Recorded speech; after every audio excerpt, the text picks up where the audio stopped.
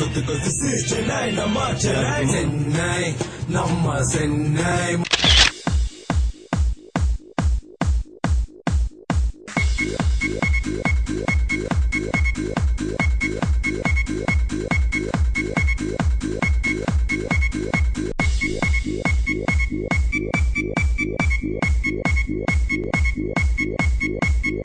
அடுத்ததான் என்னன்னு பாத்தீங்கன்னா ரெண்டு டீம் ஆட போகுது.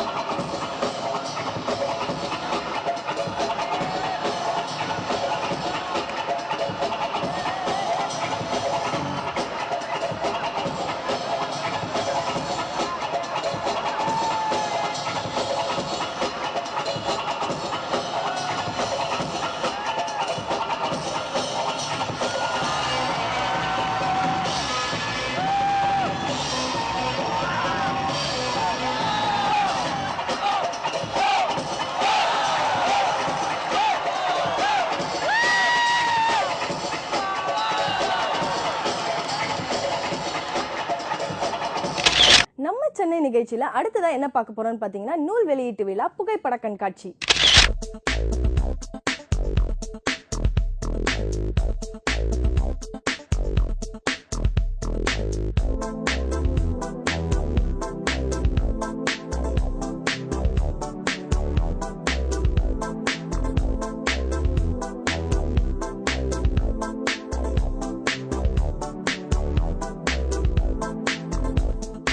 இந்த புக்கோட பேர் என்னன்னு பாத்தீங்கன்னா ஃபிலிம் காட்டியவர்கள். என்னங்க பேரே ரொம்ப டெரரா இருக்கா? இதை எழுதியவர் யாருன்னு பாத்தீங்கன்னா யோகானந்த். இந்த புக்ல என்ன இருக்குன்னு பாத்தீங்கன்னா தமிழ் திரைப்படத்தில் சாதனை படைத்தவர்களோட வரலாறு தாங்க இதுல இருக்கு.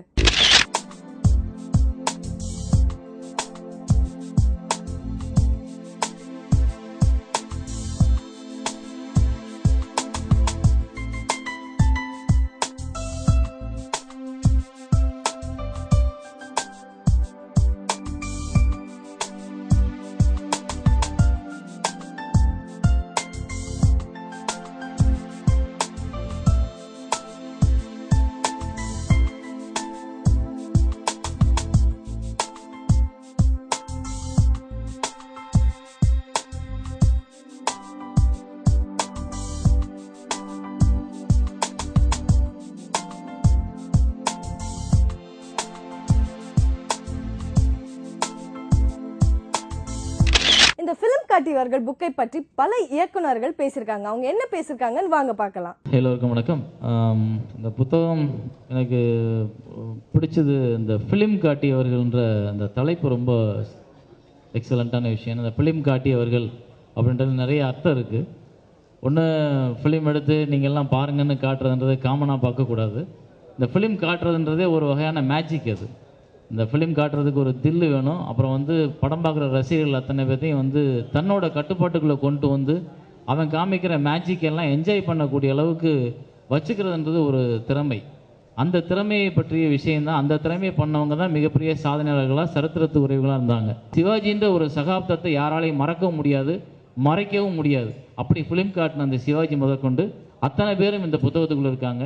இந்த சாதனை படைக்கிறது சும்மா ஒரு சினிமா எடுத்தோன்னே, 2 சினிமா எடுத்தோன்னா, 3 சினிமா எடுத்தோன்னா வந்துடாது.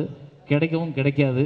அவன் லைஃப் லாங்காக இந்த சினிமாவுக்குள்ளே தன்னை ஈடுபடுத்திக்கணும். இன்றைக்கி சினிமா வந்து இந்த மாதிரி புத்தகங்கள் வந்து பதிவு ரொம்ப அவசியமாக இருக்குது. ஏன்னா இப்போ ஒரு இடத்துல சினிமா திரையுலகம் இருந்துச்சு, அதை நோக்கிய பார்வை தமிழ்நாடு இருக்கிற மொத்த மக்களுக்கும் இருந்தப்போ சினிமா ஒரு பார்வைக்குள்ளே அடங்குச்சு. இன்றைக்கி வந்து சினிமா விரிஞ்சிருச்சு, எல்லா இடத்துலையும் எல்லாரும் எப்படி வேணாலும் படம் எடுக்கலான்றப்போ. அப்படி படம் எடுக்கலான்னு வரும்பொழுது இல்லை, சாதனையாளர்ன்ற ஒருத்தனை நம்ம அடையாளம் காணவே முடியாது. அடையாளம் காண முடியாத துர்பாக்கியம் உருவாயிரும். அப்போ நமக்கு தெரியாமலே போயிடும் வரலாறுகள். ஒரு சிலரோட முக்கியமான படங்கள் வந்து நம்ம வெளிப்படுத்த தவறிடுவோம். ஒரு முக்கியமான படங்களை வந்து நம்ம வந்து எடுத்து சமூகத்துக்கு காட்ட தவறிடுவோம். அந்த மாதிரி தவறுதல் நடக்காமல் இந்த மாதிரி புத்தகங்கள் யோகானந்த் வந்து இன்னும் நிறையா பண்ணணும். இன்றைக்கி வரைக்கும் உள்ள சமூகத்தில் எத்தனை பேர் வந்து இருக்காங்கன்றதை எதிர்கால சந்ததியினர் தெரிஞ்சுக்கிற அளவுக்கு ஒரு புத்தகத்தை உருவாக்கணும். இந்த முயற்சி எடுத்த யோகானந்த் அவர்களுக்கும் அண்ணன் ஜனநாதன் அவர்களுக்கும் என்னுடைய மனமார்ந்த வாழ்த்துக்கள். நாங்கள்லாம் சினிமாவுக்கு வந்தது எம்ஜிஆர் சார், சிவாஜி சார் படம் பார்த்து, ரஜினி கமல் படம் பார்த்து வந்து. இதை தாண்டி மேலே ஏதாவது கேட்டிங்கன்னா தெரியாது, அதுக்கு முன்னால் இருக்க என்ன சினிமா ஏதாவது இருக்கா அப்படின்னு கேட்டேன். ஆனால் ஜனா சாரோட பழகின காலகட்டத்திலேருந்து நான் பார்த்துருக்கேன். நான் எப்போ பேசினாலும் சினிமாவோட ஆரம்ப காலகட்டத்திலேருந்து பேசுவார். ஒரு தேசிய விருது வாங்கின டைரக்டர் யார் அப்படின்னு சொல்லி கேட்டால், இல்லை அகத்தியன் சார், இப்போ பாலா வாங்கினார், அதுக்கப்புறம் வெற்றிமாறன். இல்லை சார்பார். இல்லை சார்னா அதுக்கு முன்னால் ஒரு 2 பேர் சொல்லுவார். சார் இவர் இந்த படத்துக்காக இதுக்காக வாங்கியிருக்காரு, இந்த படத்துக்காக அதுக்காக வாங்கியிருக்காரு. இப்படி எந்த ஒரு விஷயத்தை கேட்டாலும் சினிமாவை இவ்வளவு ஆழமாக தெரிந்து வைத்திருக்கக்கூடிய ஒரு நபரை நான் வந்து இதுவரைக்கும் சந்திக்கவே இல்லை. சினிமாவில் மேல் அவருக்குள்ள அக்கறையும் அவர் சினிமாவுக்காக செய்யக்கூடிய வேலையும் அவர் எடுத்துக்கிட்டதையும் பார்க்கும் பொழுது நிச்சயமாக ஒரு நல்ல விஷயந்தான் செய்வார் அப்படின்னு சொல்லிட்டு. சார் அந்த அளவுக்கு வந்து சினிமாவை நேசிக்கக்கூடிய ஆளுகளையே கூடவே சுற்றிக்கிட்டே இருக்கிறதுக்கு இப்படி ஒரு ஆளை தவிர நான் வேறு யாரும் பார்க்கல. புத்தகத்தை திருப்பி பார்த்த உடனே எனக்கு தெரிஞ்சது முதல்ல இல்லை தவத்திரு சங்கரதாஸ் சுவாமிகள் அப்படின்னு. இன்னும் ஆரம்பமே சாமியார் படமாக இருக்குது. சாமியார் ஃபிலிம் காட்டியிருக்காரா நம்ம ஊரில், நாடகத்திலிருந்து ஆரம்பிச்சிருக்கு. இப்படி தெரியாத எந்த பேரை பார்த்தாலுமே எனக்கு தெரிஞ்சு தெரியாத பேர்களாக அதிகம் இருக்கிறது. இது வந்து இப்போ நானே உட்காந்து படிக்க வேண்டிய ஒரு முக்கியமான விஷயமா இருக்குது. ஏன்னா படிக்கிறதுன்னு சொல்லும் பொழுது பார்த்திங்கன்னா அண்ணன் சேரன் அளவுக்கோ அல்லது சமுத்திரக்கனி அளவுக்கோ படிக்கிற பொறுமை கிடையாது. சமுத்திரக்கனி புத்தகத்தை எடுத்தாலும் அதை முடிக்காமல் கீழே வைக்கிறதே இல்லை. எங்கே போனாலும் காரில் ட்ராவல் பண்ணாலும் சரி, பைக்கில் போயிட்டு இருந்தாலும் சரி, படுத்திருந்தாலும் சரி, பாத்ரூமில் உட்காந்தாலும் சரி, படிச்சுக்கிட்டே இருப்பான். அவ்வளவு பொறுமையெல்லாம் இல்லை. ஆனால் இந்த புத்தகத்தோட சிறப்பு என்னென்னா, என்னை மாதிரி ஆளும் படிக்கிறதுக்காக அந்த ஒரு பக்கத்துக்குள்ளே சுருக்கி இருக்கிறது மிகச்சிறந்த ஒரு முக்கியமான விஷயம். இதை இப்போது 2 பேர் பற்றி படித்தேன் நான். அந்த மதுரை கவி பாஸ்கரதாஸ்லாம், இதெல்லாம் அவர் தான் காளிதாஸோட பாடல்கள் எழுதினவர். தமிழ் திரைப்படத்தில் முதல் பாடலாசிரியர் என்ற பெருமை அவருக்கு தான் கிடச்சிருக்கு. இந்த மாதிரி இன்னும் நானே தெரிஞ்சு கொள்ள வேண்டிய நிறைய பேர்கள் இருக்குது. இது நிச்சயமாக வந்து ஒரு அருமையான புத்தகமாக தமிழ் சினிமாவை நேசிக்கக்கூடியவர்களுக்கு, சினிமாவை தெரிஞ்சுக்க வேண்டியவர்களுக்கு இந்த புத்தகம் ஒரு நல்ல ஒரு கிஃப்டாக இருக்கும்னு நான் ஃபீல் பண்ணுறேன். இன்னைக்கு நம்ம சென்னை நிகழ்ச்சியில் எல்லா நிகழ்ச்சிகளையும் பார்த்து என்ஜாய் பண்ணியிருந்திருப்பீங்க. இதே மாதிரி அடுத்த நிகழ்ச்சியில் நான் உங்களை சந்திக்கிறேன். Take care, bye. Open up the cages, boys. Show these newbies what we call this ball. Two-step, two-step, two-step. Bright lights, TV screen, feels like looking at a magazine.